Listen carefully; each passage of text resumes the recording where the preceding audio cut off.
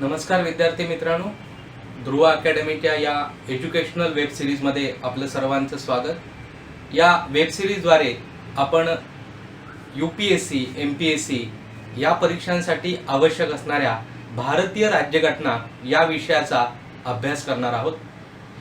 भारतीय राज्यघटना हा विषय UPSC आणि MPSC परीक्षांसाठी खूप महत्त्वाचा ठरतो। याची दोन मुख्य कारणं आहेत। पहिलं महत्त्वाचं म्हणजे साधारण 15 ते 20% प्रश्न या सेक्शनवर येतात आणि दुसरं महत्त्वाचं कारण बाकी विषयांशी तुलना करता राज्यघटना या विषयातले प्रश्न आपण अधिक ॲक्युरेटली सोडू शकतो आणि त्याचमुळे आपल्याला या विषयातले मार्क्स अधिक सहजपणे मिळतात आणि म्हणूनच परीक्षा पास होण्याच्या दृष्टीने ते खूप महत्त्वाचे ठरतात।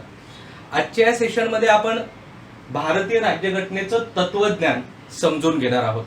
तत्वज्ञान म्हणजे काय मुळात या विषयी आपण आधी बोलू। आपण कोणतीही गोष्ट, कोणतीही कृती करतो त्या कृतीच्या मागे काही कारण मीमांसा असते। म्हणजे आपण UPSC ची परीक्षा देणार आहोत किंवा MPSC ची परीक्षा देणार आहोत किंवा इतर कोणतीही परीक्षेचा आपण जर अभ्यास करणार आहोत किंवा इतर कोणताही उद्योग व्यवसाय करणार असो तर त्यामागे हे आपण का करतो त्याचा काही एक विचार असतो।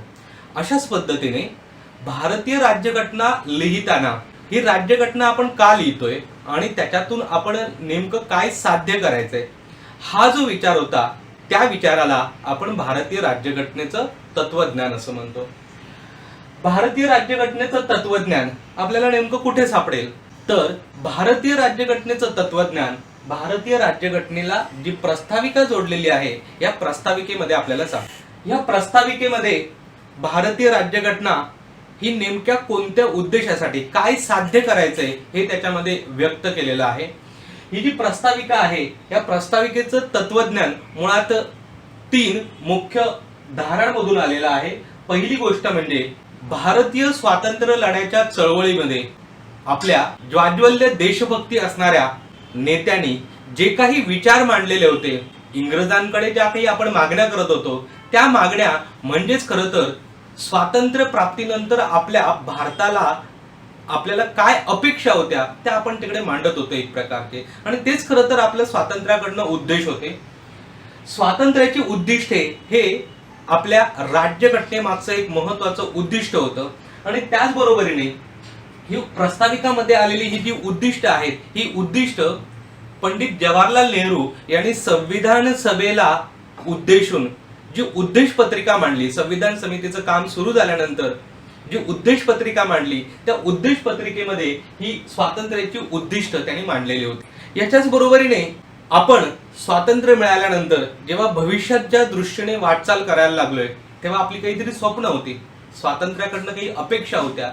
ह्या अपेक्षा आपण या तत्वज्ञानामध्ये आणायचा प्रयत्न केला आणि ती तत्वज्ञान डोळ्यासमोर ठेवून आपण राज्यघटना लिहिली।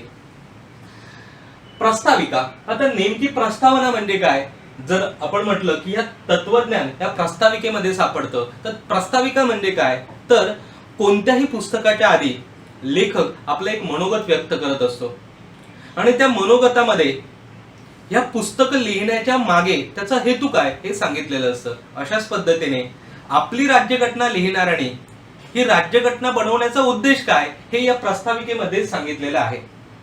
या प्रस्ताविकेचं महत्त्व खूप जास्त आहे। पहिलं महत्त्वाचं म्हणजे ह्या प्रस्ताविकेमध्ये भारतीय राज्यघटनेचं उगम स्थान सांगितलेलं आहे। याच्याबद्दल आपण पुढे बोलणार आहोत डिटेलमध्ये। प्रस्ताविकेचा पहिला महत्त्वाचा फायदा म्हणजे याच्यामध्ये उगम स्थान सांगितलेलं आहे। त्याचबरोबरीने ह्या प्रस्ताविकेमध्ये भारतीय राजकीय व्यवस्थेचं स्वरूप सांगितलेलं आहे। भारतीय राजकीय व्यवस्थेचं स्वरूप कसं आहे तर भारत हा सार्वभौम, समाजवादी, धर्मनिरपेक्ष, लोकशाही गणराज्य आहे असा देश आम्हाला बनवायचा आहे हे तत्वज्ञान घेऊन आपण राज्यघटना लिहायचा प्रयत्न केला।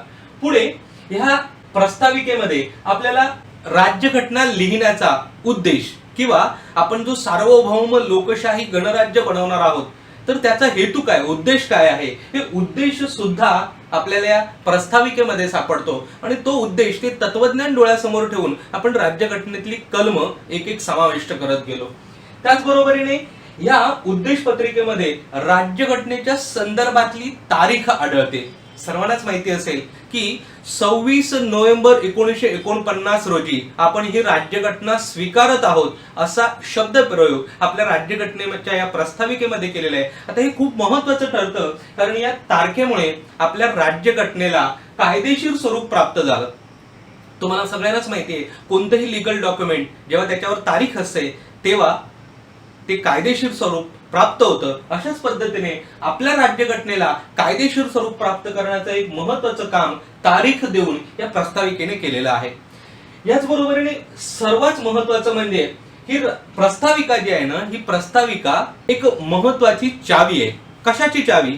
तर राज्यघटना लिहिणारे आपले संविधान करते यांनी राज्यघटना लिहिताना नेमके काय विचार डोळ्यासमोर ठेवून ही राज्यघटना लिहिली हे जर आपल्याला समजून घ्यायचं असेल तर त्यासाठी प्रस्ताविका खूप महत्त्वाची आहे. या प्रस्ताविकेमध्ये राज्यघटना लिहिणाऱ्यांच्या मनामध्ये काय विचार होते हे व्यक्त झालेले आहेत. त्यांच्या मनाचा तो एक आरसा आहे आणि म्हणूनच प्रस्ताविकेला राज्यघटनेची चावी असं म्हटलं जातं. त्याचबरोबरीने या प्रस्ताविकेच्या द्वारे राज्यघटनेतल्या अनेक शब्दांचा आपल्याला नेमका अर्थ लावता येतो. बऱ्याच ठिकाणी राज्यघटनेमधले काही कलम स्पष्ट होत नाहीत. आताही राज्यघटनेमधले काही असे भाग आहेत की ज्याच्याबद्दल नेमकी स्पष्टता नाही. मग अशा अस्पष्ट भागांच्या संदर्भात जेव्हा विश्लेषण करण्यासाठी हा विषय न्यायालयासमोर येतो तेव्हा न्यायालय ह्या प्रस्ताविकेचा वापर करून ह्या नेमक्या शब्दांचा, ह्या वाक्यांचा अर्थ लावण्याचा प्रयत्न करतं. म्हणजेच आपण असं म्हणू शकतो की प्रस्ताविका ह्या राज्यघटनेचा अर्थ समजून घेण्यासाठी खूपच महत्त्वाची ठरते. आता पुढचा भाग असा आहे की प्रस्ताविका हा राज्यघटनेचा भाग आहे का? प्रस्ताविका राज्यघटनेचा भाग आहे का असा प्रश्न पडण्याचं कारण राज्यघटना लिहिण्याची, स्वीकारण्याची प्रक्रिया वेगळी झाली आणि प्रस्ताविका लिहिण्याची प्रक्रिया आणि स्वीकारण्याची प्रक्रिया वेगळी पार पडली. राज्यघटना लिहून झाल्यानंतर आपण स्वतंत्रपणे प्रस्ताविका लिहिली. कदाचित असा प्रश्न पडेल, जर नंतर लिहिली तर ते तत्वज्ञान कसं? बघा, एक लक्षात घ्या की प्रस्ताविकामध्ये जे काही आहे ते सर्वच्या सर्व पंडित जवाहरलाल नेहरूंनी मांडलेली जी उद्देश पत्रिका होती त्याची रेप्लिका आहे, त्याचीच प्रतिकृती आहे. फक्त ते अधिक चांगल्या शब्दात मांडलेलं आहे, अधिक व्यापक अर्थ त्याच्यामध्ये सामावलेला आहे. आणि मग ही जी उद्देश पत्रिका होती ही प्रस्ताविकेच्या स्वरूपात आपण राज्यघटनेच्या आधी जोडलं आणि म्हणूनच हा प्रश्न पडला की राज्यघटनेचा हा भाग आहे का? या संदर्भात आपल्याला समजून घेणं आवश्यक आहे की राज्यघटनेचा भाग आहे. कारण याच्या बरोबरीने दुसरा प्रश्न आपण एकत्र समजून घेऊया. हे दोन प्रश्न, राज्यघटनेचा भाग आहे का आणि मग घटना दुरुस्ती शक्य आहे का? आता एक लक्षात घ्या की घटनेच्या कलम 368 द्वारे राज्य घटनेने संसदेला राज्यघटनेमध्ये आवश्यक ते बदल करण्याचा अधिकार दिलेला आहे. जर कलम 368 चा वापर करून संसदेला प्रस्ताविकेमध्ये बदल करण्याचा अधिकार असेल तर प्रस्ताविका हा राज्यघटनेचा भाग आहे असं आपण म्हणू शकतो. आणि जर 368 अंतर्गत संसदेला प्रस्ताविकेमध्ये बदलाव करण्याचा अधिकार नसेल तर याचा अर्थ होतो की प्रस्ताविका राज्यघटनेचा भाग नाही. मग या संदर्भात काय तरतुदी झाल्या किंवा या संदर्भात न्यायालयाने काय मत व्यक्त केलं हे जाणून घेणं आवश्यक ठरेल. या संदर्भात घटना दुरुस्ती शक्य आहे का आणि राज्यघटनेचा भाग आहे का या संदर्भातल्या 4 महत्त्वाच्या गोष्टी तुम्हाला लक्षात ठेवणं गरजेचं आहे. पहिली जी गोष्ट आहे ती म्हणजे बेरुबरी युनियन केस. बेरुबरी युनियन हे एक संस्थान होतं आणि या संदर्भातली केस 1960 साली सर्वोच्च न्यायालयासमोर आलेली होती आणि या 1960 सालच्या या केसमध्ये सर्वोच्च न्यायालयाने सांगितलेलं होतं की प्रस्ताविका हा राज्यघटनेचा भाग नाही आणि त्यामुळेच प्रस्ताविकेला राज्यघटनेचा भाग मानण्यात आला नाही. पण पुढे सर्वोच्च न्यायालयाने पुढच्या दुसऱ्या एका केसमध्ये मात्र आपलं हे तत्वज्ञान वेगळ्या पद्धतीने मांडलं आणि 1973च्या केशवानंद भारती केसमध्ये, ही खूप महत्वाची केस आहे, अभ्यास करणाऱ्यांना सर्वांनाच ही केस व्यवस्थितपणे समजून घेणं गरजेचं आहे. बऱ्याच ठिकाणी आपण त्याचा रेफरन्स घेतो. केशवानंद भारती केसमध्ये सर्वोच्च न्यायालयाने आपला आधीचा निर्णय बदलला आणि 1973 मध्ये त्यांनी सांगितलं की प्रस्ताविका हा राज्य घटनेचा भाग आहे.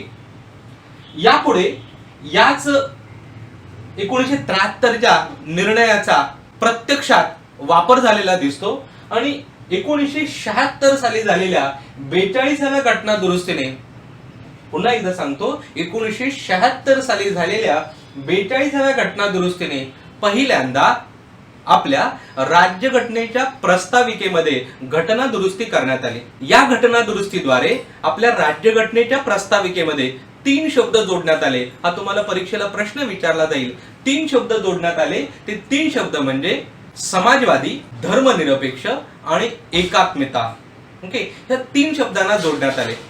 Socialist, secular and integrity. Okay, so या 3 शब्दांना जोडल्यामुळे आणि नंतर त्याला मान्यता मिळाल्यामुळे आपण असं म्हणू शकतो की 42व्या घटना दुरुस्तीनंतर प्रस्ताविका राज्यघटनेचा भाग आहे हे अधिक स्पष्टरित्या समोर आलं. यापुढे 1993 साली झालेली बोंबई केस हा एक खूप महत्वाचा खटला आहे. या बोंबई खटल्यामध्ये पुन्हा एकदा सर्वोच्च न्यायालयाने अधोरेखित केलं की प्रस्ताविका राज्यघटनेचा भाग आहे.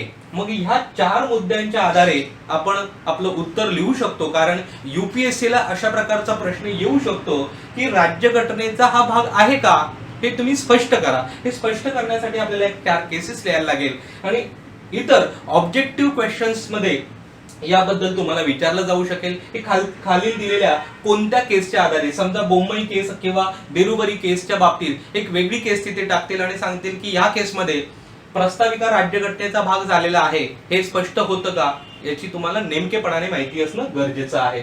सो आपण विचार केला की प्रस्ताविका राज्यघटनेचा भाग आहे का, तर हो, या 4 केसच्या आधारे. प्रस्ताविकेमध्ये घटना दुरुस्ती शक्य आहे का, तर हो, कारण या 4 केसच्या आधारे. आता पुढचा भाग आपल्याला समजून घ्यायचा आहे की आता प्रत्यक्षात हे तत्वज्ञान आहे तरी काय. तर हे तत्वज्ञान आपल्या प्रस्ताविकेच्या पहिल्या शब्दापासून सुरुवात होतं. मगाशी सांगितल्याप्रमाणे तत्वज्ञान म्हणजे काय उद्दिष्ट ठेवून आपण राज्यघटना लिहिलेली आहे हे याच्यामध्ये समजून घेणं गरजेचं आहे. आपल्या राज्यघटनेची सुरुवात होते we the people of India, आम्ही भारतीय नागरिक.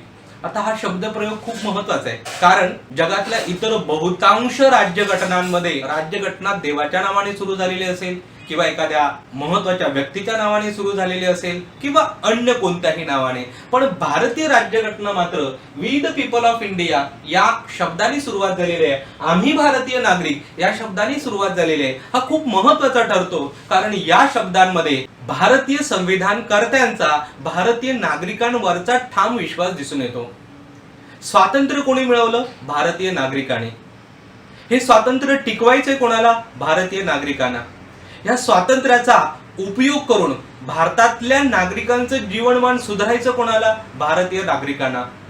हे संविधान निर्माण करणारेही भारतीय नागरिक आहेत आणि हे संविधान वापरणारेही भारतीय नागरिक आहेत आणि म्हणून या सगळ्याचा सर्वच्या सर्व अधिकार आपण भारतीय नागरिकांना दिलेला आहे. जर भारतीय नागरिकांनी लिहिलेलं असेल तर सुरुवात त्याच्यापासूनच असायला पाहिजे. आणि हे एक प्रकारे आपल्या लोकशाही व्यवस्थेचं एक खूप छान सूचक चिन्ह आहे असं आपण म्हणू शकतो. दुसरी गोष्ट म्हणजे याच्यामध्ये भारताच्या सार्वभौमत्वाचाही संबंध जोडलेला आहे, कारण इथे पुन्हा एकदा स्पष्ट झालेला आहे की भारत सार्वभौम आहे. शब्दाचा आपण पुढे अर्थ बघणार आहोत, पण भारत सार्वभौम आहे कारण राज्यघटना we the people of India, आम्ही भारतीय नागरिकांनी लिहिलेली आहे. याच्यावर इतर कोणत्याही बाह्य गोष्टींचा प्रभाव नाही आणि म्हणून हा अर्थ खूप महत्वाचा ठरतो. याच्या पुढे भारतीय राज्यघटनेच्या तत्वज्ञानातला पुढचा जो भाग आहे तो खूप महत्वाचा ठरतो, कारण या पुढच्या 5 शब्दांमध्ये भारतीय राज्यघटनेने ज्या हेतूने आपली राजकीय व्यवस्था बनवली ती व्यवस्था आपल्याला स्पष्ट केलेली आहे. ओके, भारतीय राजकीय व्यवस्था कशी आहे ते ह्या तत्वज्ञानामध्ये सांगितलेलं आहे. भारतीय राजकीय व्यवस्था कशी आहे तर पहिली गोष्ट म्हणजे भारत हा सार्वभौम देश आहे. सार्वभौम या शब्दाचा अर्थ आहे कोणत्याही बाह्य प्रभावापासून मुक्त. आता हे खूप महत्वाचं ठरतं, कारण 1947च्या आधी आपण ब्रिटिश पारतंत्र्यात होतो. भारतासाठी बनवलेले सर्व नियम अधिनियम हे ब्रिटिशांनी म्हणजे बाह्य शक्तीने बनवलेले होते. 1935च्या कायद्यामध्ये सुद्धा जरी काही प्रमाणात भारतीयांना अधिकार दिले तरी पण प्रत्यक्षात मात्र वेटो पॉवर पूर्णपणे व्हॉइसरॉयकडे आणि गव्हर्नरकडे होती. आणि यामुळेच 1947 पर्यंत खऱ्या अर्थाने भारताला स्वतःसाठी कायदे बनवण्याचा अधिकारच नव्हता. कोणत्याच बाबतीत भारताला स्वातंत्र्य मिळालं नव्हतं. मग हे स्वातंत्र्य जेव्हा आम्हाला मिळालं त्यावेळी आम्हाला ते ठामपणे आमच्या लोकांना आणि बाहेरच्या लोकांना सांगायचं होतं की आम्ही आता कोणत्याही बाह्य प्रभावापासून मुक्त झालेलो आहोत. याशिवाय एक लक्षात घ्या की भारतीय संविधान सभा ही सुद्धा सार्वभौम होती, कारण ती कोणत्याही बाह्य प्रभावापासून मुक्त होती. कारण 1947 ला 14 ऑगस्ट 1947 ला आपल्या संविधान सभेने एक ठराव पारित केला आणि त्या ठरावाद्वारे असं घोषित करण्यात आलं की भारतीय संविधान सभा ही ब्रिटिशांच्या प्रभावापासून मुक्त आहे. आणि म्हणूनच आपण असं म्हणू शकतो भारतीय राज्यघटना ही सुद्धा सार्वभौम संविधान सभेने बनवलेली आहे. आणि मग त्या संविधान सभेने बनवलेली भारतीय राज्यघटना ही सार्वभौम भारताची घोषणा करते. म्हणजेच भारत हा कोणत्याही बाह्य प्रभावापासून मुक्त असल्याची घोषणा करते. हे तत्वज्ञान खूप महत्वाचं आहे. दुसरं, हे तत्वज्ञान का महत्वाचं आहे त्याचा आणखीन एक महत्वाची गोष्ट म्हणजे ब्रिटिश भारत सोडण्याच्या तयारीला ज्यावेळीपासून होते, म्हणजे 1940 नंतरचा जर तुम्ही भाग बघितलात इतिहासामधला तर त्याच्यामध्ये आपल्याला असं दिसतं की ब्रिटिश भारताला डोमिनियन स्टेटस म्हणजे वसाहतीचं स्वातंत्र्य देण्यासाठी इच्छुक होते. पण भारतीय नेत्यांनी मात्र वसाहतीचं स्वातंत्र्य नाकारलं आणि पूर्ण स्वातंत्र्याचा आग्रह धरला. आणि त्या दृष्टीनेही हा सार्वभौम शब्द खूप महत्वाचा ठरतो. पुढे 1949 ला जेव्हा भारताने ब्रिटिश राष्ट्रकुल गटाचं सदस्यत्व घेतलं तेव्हा हा प्रश्न निर्माण झाला की ज्या ब्रिटिशांच्या वर्चस्वाखालून आपण मुक्त झालो त्याच ब्रिटिशांचं वर्चस्व आपण पुन्हा स्वीकारतोय का? तर नाही. सार्वभौम या शब्दाचा अर्थ आहे की कोणत्याही आंतरराष्ट्रीय संघात गटात सामील होण्याचा विचारही आपणच करतोय आणि त्याच्यामधून बाहेर पडायचं किंवा नाही पडायचं हा सुद्धा विचार आपणच करतोय. सध्याच्या व्यवस्थेमध्ये हा प्रश्न अधिक विचारला जातो की आत्ताच्या जगामध्ये, ज्याला आपण ग्लोबलाइज्ड वर्ल्ड असं म्हणतो, जागतिकीकरणाच्या या जगामध्ये खरंच कोणता देश सार्वभौम आहे का? भारत सार्वभौम आहे का? पण इथे सुद्धा भारत सार्वभौम आहे असं आपण म्हणू शकतो, कारण WTO असेल किंवा इतर कोणत्याही प्रकारचे जागतिक नियम असतील, मग ते अणुतंत्रज्ञानासंदर्भात असू दे किंवा पर्यावरणासंदर्भात असू दे, आपण नियम पाळतो आंतरराष्ट्रीय. म्हणजे आपलं सार्वभौमत्व संपलं असं होत नाही, कारण ते नियम पाळायचे की नाही पाळायचे हे सुद्धा शेवटी आपल्या इच्छेवर अवलंबून आहे. याचा पुढचा शब्द जो आहे तो म्हणजे समाजवादी. हा समाजवादी शब्द मूळ राज्यघटनेत, मूळ प्रस्ताविकेमध्ये नव्हता. मगाशी सांगितल्याप्रमाणे 1976 सालच्या 42व्या घटना दुरुस्तीने हा समाजवादी शब्द जोडला गेला. पण याचा अर्थ असा होतो का की 1942च्या आधी भारतीय राज्यघटना समाजवादी स्वरूपाची नव्हती? तर असं नाहीये. राज्यघटना आधीपासूनच समाजवादी स्वरूपाची होती. फक्त समाजवादी हा शब्द 1976 ला जोडलेला, कारण आपल्याला अधिक स्पष्टपणे हे दाखवून द्यायचं होतं की भारत हा समाजवादी पद्धतीचा देश आहे.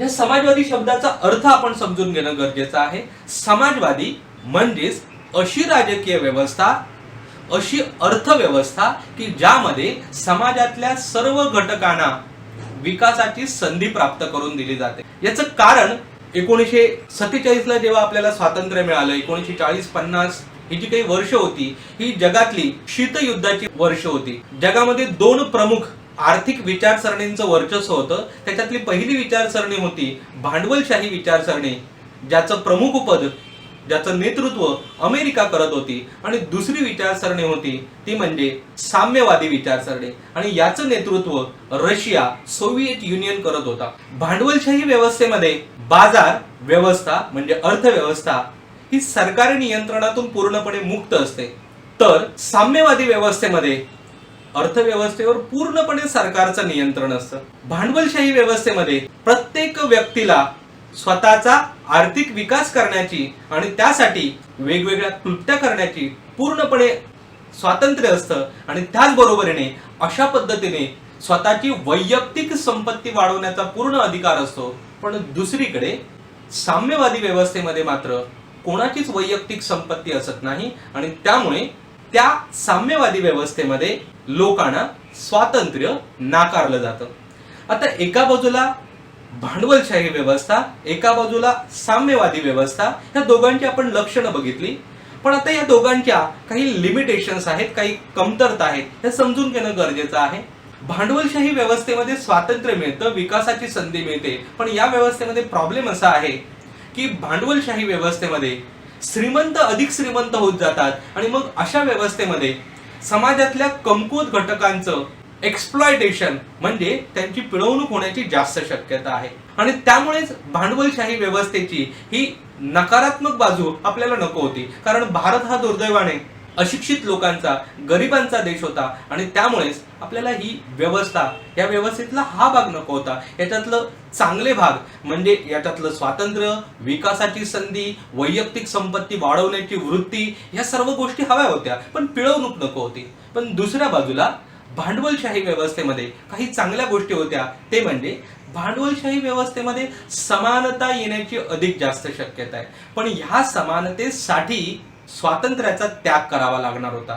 कारण भांडवलशाही व्यवस्थेमध्ये कोणालाच वैयक्तिक संपत्ती वाढवण्याचा अधिकार नाही. मग ह्या दोन्ही गोष्टींमध्ये आणखीनही काही चांगल्या गोष्टी, वाईट गोष्टी आहेत, याच्याबद्दल आपण स्वतंत्र लेक्चर करणार आहोत.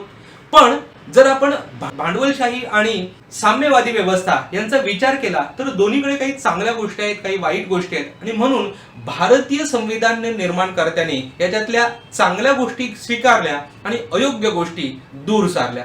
आणि अशा पद्धतीने या दोन्ही व्यवस्थांचं मिश्रण करून आपण मिश्र अर्थव्यवस्था स्वीकारली, ज्यालाच आपण समाजवादी व्यवस्था असं म्हणतो. या मिश्र व्यवस्थेमध्ये आपण काही प्रमाणात सरकारचं नियंत्रण, ज्याद्वारे समाजातल्या कमकुवत घटकांचा सरकार आधार बनेल, सरकार त्यांचं संरक्षण करेल, त्यांच्या विकासासाठी अधिक चांगले प्रयत्न करेल, यासाठी काही प्रमाणात सरकारचं नियंत्रण. तर दुसऱ्या बाजूला भांडवलशाही व्यवस्थेप्रमाणे काही क्षेत्रांमध्ये उद्योजकांना स्वातंत्र्य. भांडवलशाही व्यवस्थेप्रमाणे प्रत्येकाला वैयक्तिक संपत्ती वाढवण्याचं स्वातंत्र्य. म्हणजेच आपण समाजवादी व्यवस्थेद्वारे मिश्र अर्थव्यवस्था स्वीकारली. असा स्पष्टपणे उल्लेख राज्यघटनेमध्ये आहे का? तर नाही, असा स्पष्टपणे उल्लेख नाही. 1955 साली आवडी या गावामध्ये काँग्रेसचं जे अधिवेशन झालं, तर ह्या अधिवेशनामध्ये काँग्रेसने असा ठराव पारित केला की ज्याद्वारे भारतामध्ये मिश्र अर्थव्यवस्था स्वीकारली. आणि या मिश्र अर्थव्यवस्थेचाच अर्थ होतो की भारत हा समाजवादी देश आहे. तिसरा महत्त्वाचा शब्द आहे ते म्हणजे धर्मनिरपेक्ष. या धर्मनिरपेक्ष शब्दाचा अर्थ असा आहे की राज्यघटना कोणत्याही धर्माला महत्त्व देत नाही. म्हणजेच राजकीय व्यवस्था धर्माच्या प्रभावापासून मुक्त. खरं तर ही संकल्पना युरोपियन संकल्पना आहे. धर्माच्या प्रभावापासून मुक्त ही संकल्पना युरोपियन संकल्पना आहे, पण याची भारतीय संकल्पना मात्र याच्यापासून वेगळी आहे. भारत हा खरं तर आधीपासूनच धर्मनिरपेक्ष होता. म्हणजेच या धर्मनिरपेक्षतेच्या संकल्पनामध्ये सर्व धर्म समभाव अशी संकल्पना आपण मानतो. म्हणजेच राजकीय व्यवस्था सर्वच धर्मांना समान अधिकार किंवा समान संरक्षण देते. भारतीय राज्यघटनेने सुद्धा धर्मनिरपेक्ष व्यवस्था स्वीकारली. आणि मग 1942 साली, 1976 साली 42व्या घटना दुरुस्तीने या धर्मनिरपेक्ष शब्दाला आपण राज्यघटनेमध्ये सामावून घेतलं, प्रस्ताविकेमध्ये सामावून घेतलं. आता हे खूप महत्वाचं वैशिष्ट्य ठरतं आपल्या राज्यघटनेचं. याचं कारण 1947 साली भारताची जी फाळणी झाली ही मुळात धार्मिक आधारावर झालेली होती. आणि धार्मिक आधारावर फाळणी झाली, त्याच्या प्रचंड जखमा आपल्यावर झाल्या, त्याचं दुःख आपल्याला झालं. आणि त्यानंतरही आपण धर्मनिरपेक्ष व्यवस्था स्वीकारली, हे खूप महत्वाचं ठरतं. याही पुढे जाऊन भारतीय राज्यघटनेचं आणखीन एक महत्वाचं लक्षण, तत्वज्ञान, ते म्हणजे लोकशाही व्यवस्था. लोकशाहीचा अर्थ म्हणजे लोकांसाठी चालवलेलं राज्य. परंतु भारतीय राज्यघटनेतली लोकशाही ही अप्रत्यक्ष लोकशाही आहे. म्हणजेच प्रत्यक्ष लोकशाहीमध्ये सर्व लोक त्या व्यवस्थेमध्ये निर्णय प्रक्रियेमध्ये भाग घेतात, पण भारतामध्ये मात्र लोक आपले प्रतिनिधी पाठवतात आणि या प्रतिनिधींद्वारे राज्यकारभार केले जाते. आणि म्हणूनच लोकांच्या या अप्रत्यक्ष व्यवस्थेमध्ये लोकांचे प्रतिनिधी भाग घेत असतात. दुसरं महत्त्वाचं म्हणजे भारतीय लोकशाही संसदीय व्यवस्था आहे. संसदीय लोकशाही आहे. संसदीय लोकशाही याचा अर्थ या प्रक्रियेमध्ये कायदे मंडळ आणि कार्यकारी मंडळ हे परस्परांपासून पूर्णपणे भिन्न नसतं, तर कार्यकारी मंडळावर सुद्धा संसदेचा म्हणजे कायदे मंडळाचा प्रभाव असतो. या संदर्भात आपण एक वेगळा पूर्ण डिटेल लेक्चर करणार आहोत, पण आपण समजून घेऊया की भारतीय राजकीय व्यवस्था, राज्यघटना ही लोकशाहीच्या तत्वज्ञानावर आधारलेली आहे. त्याच्या पुढचं तत्वज्ञान आहे ते म्हणजे गणराज्य. गणराज्य या शब्दाचा अर्थ आहे की देशाचा प्रमुख हा लोकांनी निवडलेला असावा, प्रत्यक्ष किंवा अप्रत्यक्ष पद्धतीने, आणि त्याचबरोबरीने हा प्रमुख निश्चित काळासाठी असावा. निश्चित काळासाठी का? कारण कायमस्वरूपी जर एखादा देशाचा प्रमुख निवडला गेला तर भविष्यात तो हुकुमशहा निर्माण होऊ शकतो. तर लोकांनी निवडलेला का असावा? कारण जर वंश परंपरागत असेल तर आपण त्याला राजेशाही म्हणतो. आपल्याला राजेशाहीपासून मुक्तता हवी होती आणि त्यासाठीच आपण गणराज्य व्यवस्था स्वीकारली, ज्यामध्ये देशाचा प्रमुख निश्चित काळासाठी आणि लोकांनी निवडलेला असेल. आपल्याला माहितीच आहे की भारताचे राष्ट्रपती हे भारताचे प्रमुख मानले जातात आणि ते 5 वर्षासाठी लोकांद्वारे अप्रत्यक्ष पद्धतीने निवडले जातात आणि त्याद्वारे आपण गणराज्य व्यवस्था आणली. या गणराज्य व्यवस्था आणून आपण हुकुमशाहीला कायमस्वरूपी तिलांजली दिलेली आहे. हे जे 5 शब्द आहेत, सार्वभौम, समाजवादी, धर्मनिरपेक्ष, लोकशाही, गणराज्य, हे आपल्या राज्यघटनेचं तत्वज्ञान आहे आणि ह्या तत्वज्ञानामधून आपला हेतू स्पष्ट होतो की काय प्रकारची राजकीय व्यवस्था आपल्याला निर्माण करायचा आहे, हाच हेतू त्याच्यातून स्पष्ट होतो. त्याचबरोबरीने आपल्याला उद्देश समजून घ्यायचा आहे. अशा प्रकारची राजकीय व्यवस्था बनवून आपल्याला काय साध्य करायचं आहे, हे काय साध्य करायचंय तो म्हणजे आपला उद्देश. आता हे तत्वज्ञान समजून घेताना आपल्याला पहिल्या शब्दाचा विचार करायचा आहे, तो म्हणजे न्याय. आपली प्रस्ताविका सांगते की आम्ही भारतीयांना न्याय देण्याचा प्रयत्न करणार आहोत. कशा प्रकारचा न्याय हेही समजून घ्या. सामाजिक, आर्थिक आणि राजकीय न्याय. सामाजिक न्याय याचा अर्थ भारतीय समाज व्यवस्थेमधली असलेली असमानता आपल्याला संपवून टाकायची. भारतीय व्यवस्था परंपरेने 4 वर्णांमध्ये विभागलेली आहे. उच्च नीच असा भेदभाव आहे. अशा वर्गाचा किंवा अशा प्रकारे कोणत्याही प्रकारचा भेदभाव रहित समाज बनवायचा आहे की ज्या समाज व्यवस्थेमध्ये समाजातील प्रत्येक घटकाला आपलं मत व्यक्त करायची संधी मिळेल, प्रत्येक घटकाला समाजात समानतेने वावरण्याची संधी मिळेल.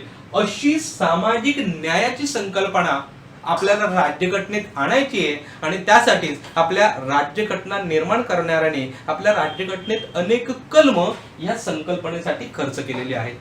उदाहरणार्थ घटनेतल्या कलम 17व्या कलमामध्ये आपण अस्पृश्यता संपवून टाकलेली आहे, कारण अस्पृश्यता ही संकल्पना सामाजिक न्यायाच्या विरोधात होती. यासारख्या अनेक संकल्पना पुढे आलेल्या आहेत. पुढे आपण जर आर्थिक न्यायाचा विचार केला तर फक्त सामाजिक न्याय देऊन उपयोगाचं नाहीये, फक्त समान हक्क. पण काही लोक श्रीमंत, काही लोक गरीब, म्हणजे पुन्हा जाती व्यवस्था संपली तरी पण वर्ग व्यवस्था निर्माण होईल. आणि म्हणून आपल्याला अशी वर्ग व्यवस्था सुद्धा नको होती. आपल्याला श्रीमंत गरिबांचा भेद मिटवायचा होता आणि त्यासाठी आपण आर्थिक न्याय द्यायचा प्रयत्न केला. याचा अर्थ असा होत नाही की सरकार सर्वांना आर्थिक मदत करणार. याचा अर्थ असा होतो की प्रत्येकाला स्वतःचा आर्थिक विकास करून घ्यायची समान संधी. यासाठी याचं उदाहरण जर आपल्याला बघायचं झालं तर मार्गदर्शक तत्वांमध्ये आपण कामगारांना न्यायपूर्ण वागणुकीची हमी देत आहोत. मार्गदर्शक तत्वांमध्ये आपण कामगारांसाठी तरतुदी केलेल्या आहेत, स्त्रियांसाठी काही तरतुदी केलेल्या आहेत. त्या तरतुदी आपल्याला आर्थिक न्यायाची संकल्पना सांगतात. त्याचबरोबरीने भारतामधली जमिनीची पुनर्वाटनाची जी काही संकल्पना होती ही सुद्धा आर्थिक न्यायाची एक प्रक्रिया दाखवून देतात. अशा अनेक संकल्पना राज्यघटनेमध्ये आहेत की ज्याद्वारे सामाजिक आर्थिक न्याय मिळेल. आणि त्याचबरोबरीने तिसरं महत्वाचं म्हणजे राजकीय न्याय. राजकीय न्याय याचा अर्थ समाजातील सर्वच घटकांना राजकीय प्रक्रियेमध्ये सामावून घेण्याची संकल्पना. भारतीय राज्यघटनेने प्रत्येक नागरिकाला मतदान करण्याचा अधिकार दिलेला आहे, प्रत्येक नागरिकाला निवडणुकीमध्ये उभं राहण्याचा अधिकार दिलेला आहे. याचाच अर्थ राजकीय प्रक्रियेमध्ये सामावून घेतलं गेलेलं आहे. आणि त्याचबरोबरीने राजकीय न्याय याचा दुसरा अर्थ असा होतो की राजकीय व्यवस्था नागरिकांच्या हक्कांचं उल्लंघन करू शकत नाही. म्हणजेच आपल्या राज्यघटनेत जे मूलभूत हक्कांचं भाग दिलेला आहे, हा मूलभूत हक्कांचा भाग सांगतो की राजकीय व्यवस्था ही मूलभूत हक्क नागरिकांचे हिरावून घेऊ शकत नाही आणि त्याद्वारेच नागरिकांना त्यांच्या हक्कांच्या बाबतीत राजकीय व्यवस्थेपासून स्वातंत्र्य दिलेलं आहे. म्हणजेच नागरिकांना राजकीय न्यायाची हमी दिलेली आहे. याचबरोबरीने पुढे स्वातंत्र्य हा एक महत्वाचा विचार आहे. आपण भारतीय नागरिकांना स्वातंत्र्य द्यायचं कबूल केलेलं आहे. कोणकोणत्या प्रकारचं? तर विचारांचं स्वातंत्र्य, प्रत्येक नागरिकाला विचार करण्याचं स्वातंत्र्य आहे.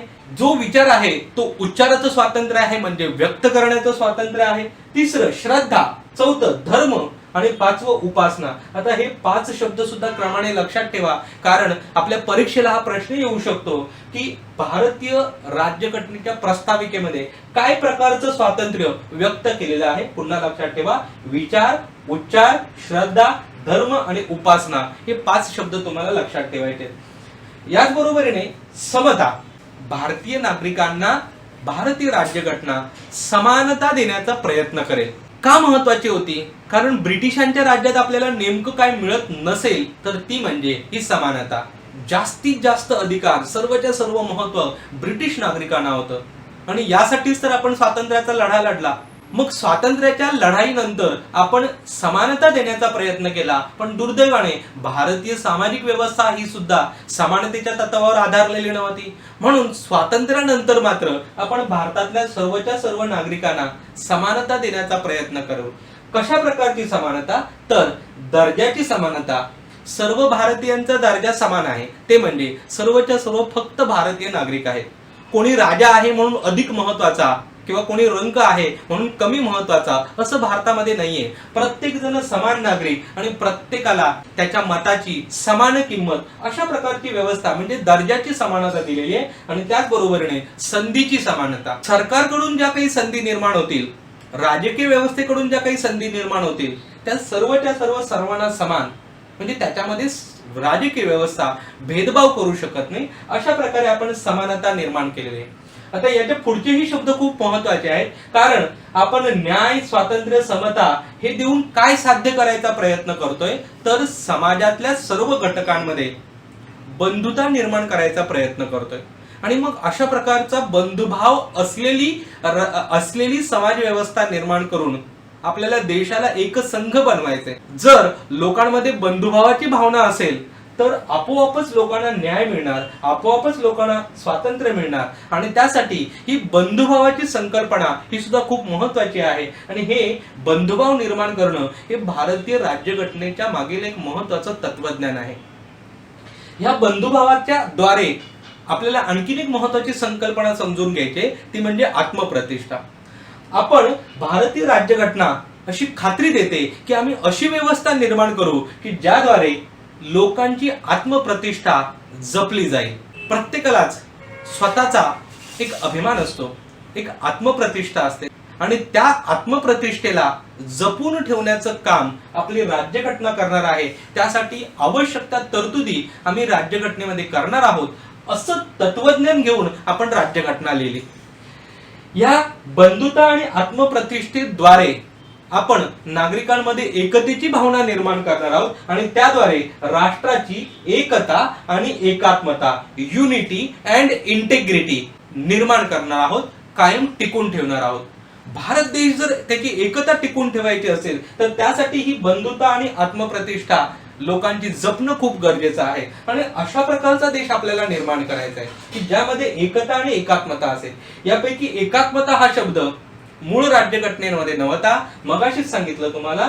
त्याचप्रमाणे समाजवादी व्यवस्था आणि धर्मनिरपेक्ष या 2 शब्दांप्रमाणेच एकात्मता म्हणजे इंटिग्रिटी हा शब्द 1976 साली 42व्या घटना दुरुस्तीने हा जोडला गेला. ओके, 42व्या घटना दुरुस्तीने हा जोडला गेला. याच्या पुढे ही घटना आमच्यासाठी तयार करत आहोत, मान्य करत आहोत आणि स्वीकृत करत आहोत असं शेवटच्या वाक्यांमध्ये नमूद केलेलं आहे. हे खूप महत्वाचं ठरतं, कारण ही राज्यघटना नेमकी कोणी बनवली? मगाशीच म्हटलेलं होतं आपण की राज्यघटनेचं उगमस्थान सांगितलेलं आहे. ह्या राज्यघटनेचं उगमस्थान काय आहे? तर आम्ही we the people of India, आम्ही भारतीय नागरिक ही घटना आमच्यासाठी तयार करत आहोत, आम्हीच मान्य करत आहोत आणि आम्हीच स्वीकृत करत आहोत असं जेव्हा आपण म्हणतो तेव्हा भारतीय राज्यघटनेचं हे महत्वाचं तत्वज्ञान, तर भारतीय राज्यघटनेचं उगम स्थान काय आहे तर आम्ही भारतीय नागरिक, भारतीय राजकीय व्यवस्थेने सर्वात महत्वाचं स्थान कोणाला दिलेलं आहे तर नागरिकांना दिलेलं आहे हे याच्यातून स्पष्ट होतं. या संपूर्ण भागावर आपण विस्तृत चर्चा केलेली आहे. याच्यापैकी काही महत्वाचे शब्द, काही महत्वाचे भाग आपल्याला वेगळ्या लेक्चरमध्ये समजून घ्यावे लागतील. उदाहरणार्थ समाजवादी व्यवस्था असेल, उदाहरणार्थ लोकशाही व्यवस्था असेल, त्यामधील संसदीय व्यवस्था असेल, याबद्दल आपण वेगळे लेक्चर्स करणार आहोत. तुम्हाला आजचं हे डिस्कशन जर आवडलं असेल, त्या संकल्पना समजल्या असतील तर जरूर तुम्ही हा व्हिडिओ शेअर करा आणि तुमची जी काही मतं असेल, तुमची काही म्हणणं असेल तर ते जरूर माझ्यापर्यंत कळवा. त्यासाठी कमेंट बॉक्समध्ये तुमचं मत माझ्यापर्यंत कळवा. धन्यवाद.